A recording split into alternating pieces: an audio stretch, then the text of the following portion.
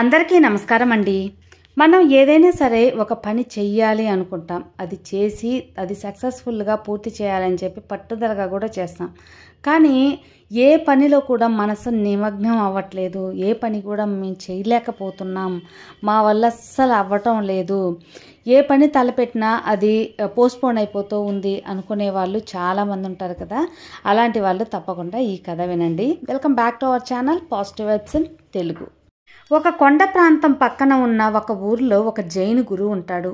ఆ గురువు ప్రతి ఒక్కరికి ఆ ఊరిలో ఎవరైనా వచ్చినా వాళ్ళ సమస్యలు తీర్చడం, వాళ్ళకున్న సమస్యలకు పరిష్కారాలు చూపటం, వాళ్ళకి ఏదైనా మంచి మంచి అడ్వైజులు ఇవ్వటం, మంచి మాటలు చెప్పటం జరుగుతూ ఉంటుందన్నమాట.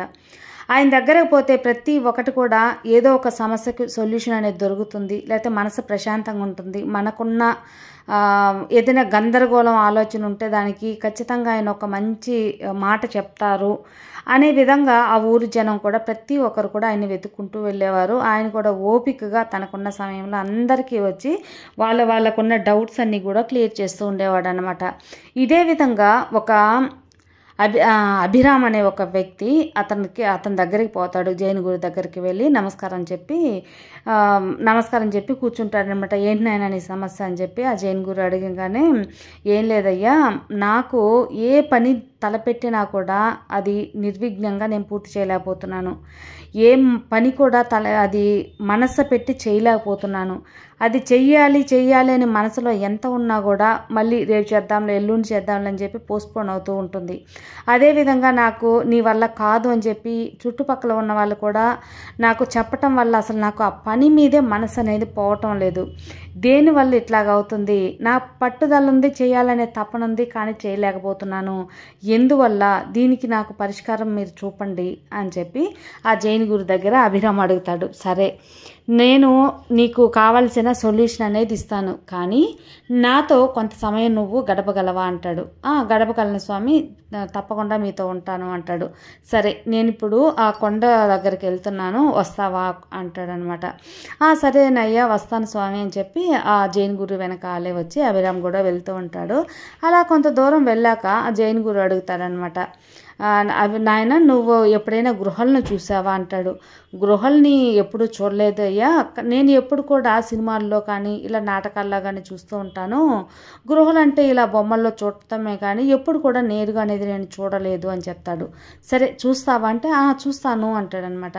సరే, ఇక్కడ దగ్గరలోనే ఈ కొండ కింద ఒక గృహ ఉంది, ఆ గృహ దగ్గరికి తీసుకెళ్తాను రా అని చెప్పి నేరుగా ఆ గృహ దగ్గరికి తీసుకెళ్తాడనమాట. ఆ గృహ దగ్గరికి, అయ్యో ఏంటి ఇంత చీకటిగా ఉంది అని చెప్పి అనుకుంటూ ఉంటాడు అభిరామ్. ఆ జైన్ గురు మాత్రం అలాగే లోపలికి వెళ్తూ ఉంటాడనమాట. అలా లోపలికి వెళ్తూ ఉండగానే కొంచెం వెలుతురు తగ్గిపోతూ చీకటిగా ఉండటం వల్ల పాపం అభిరామ్కి ఆ జైన్ గురుని పిలుస్తాడు. స్వామి మీరు ఎక్కడున్నారు అనగానే అసలు జైన్ గురు కనిపించడనమాట. కనిపించకుండా వెతుకుతూ ఉంటాడు. చీకటిగా ఉండటం వల్ల సరిగా ఎక్కడున్నాడు అని కనిపెట్టలేక అయోమయం పరిస్థితిలో పడిపోతాడు అభిరామ్. చుట్టూ చూసేస్తాడు, ఎటు చూసిన చీకటే. అందులో కొంచెం అతనికి భయంగా దుర్వాసనగా ఉండటం వల్ల అసలు వల్ల కాదు, అక్కడ ఉండటం తన వల్ల కాదన్నమాట. జైన్ గురు ఏం చేస్తాడంటే చిన్నగా వెనక నుండి వచ్చేసి ఆ గృహ యొక్క తలుపులు అనేది మూసేస్తాడంటే ఒక బండ అనేది తోసేస్తాడనమాట. అంటే వెలుతురు కూడా పోకుండా ఆ ద్వారాన్ని మూసేస్తాడు జైన్ గురు. వెంటనే అది పాపము ఈ అభిరామ్కి తెలియక, స్వామి నన్ను కాపాడండి అని చెప్పి ఎంతగానో లోపల అరుస్తూ ఉంటాడు. మధ్యలో భయం వేసిపోతూ ఉంటుందన్నమాట. తన వల్ల కాదు, లోపల ఊపిరాడినట్టుగా, అంటే ఎవ్వరు లేరు, ఇదంతా క్లోజ్ అయిపోయింది అనగానే అతనికి ఊపిరాడినట్టుగా కొంచెం ఇదైపోతుంది. బాగా అరుస్తూ ఉంటాడు. అరవటంలో చుట్టుపక్కల చూస్తూ ఉండేసరికి ఎక్కడో ఒక దగ్గర ఒక సన్న వెలుతురు అంటే సూర్యరశ్మి, ఆ వెలుతురు అనేది పడుతుంది అనమాట. అయ్యో ఎక్కడో వెలుతురు పడుతుందని పరిగిస్తా వెళ్ళి ఆ వెలుతురు దగ్గర చూస్తాడు. అక్కడ ఆ కొండ ఉంటుంది కదా, ఆ గృహకి ఒక త్వర అనేది ఉంటుందన్నమాట. ఆ త్వర ద్వారా జైన్ గురుని చూడాలని చెప్పి కాపాడండి అని చెప్పి ఆ త్వరలో నుంచి చూస్తాడనమాట. జైన్ గురు వాకిటి బయటే ఉండిన వల్ల, స్వామి ఏంటి మిమ్మల్ని నమ్మి నేను లోపలికి వస్తే మీరు నన్ను లోపల పెట్టి ఇట్లాగా బయటికి వెళ్ళిపోయారు, నన్ను కాపాడండి అని చెప్పి పెద్దగా అరుస్తాడనమాట. సరే జైన్ గురు కూడా ఇంకెందుకు అని చెప్పి ఆ గృహ తలుపు ఉంటుంది, అదే బండ అడ్డం వేశాడు కదా, ఆ బండ నచ్చి కొంచెం నెట్టేసి రా బయటికి అని చెప్తాడు. పరిగిస్తా బయటకు వచ్చేసి, అమ్మయ్య ఈ వెలుతురు చూసిన తర్వాత నాకు ఇప్పుడు మనశ్శాంతిగా ఉంది, నా వల్ల కాలేదు స్వామి, ఎందుకు ఇలా చేశారు, లోపల నన్ను పెట్టేసి నాకు ఎప్పుడు కూడా గృహంలోకి వెళ్ళిన అలవాట్లేదని తన ఆవేదన మొత్తం వచ్చి కక్కేస్తాడనమాట.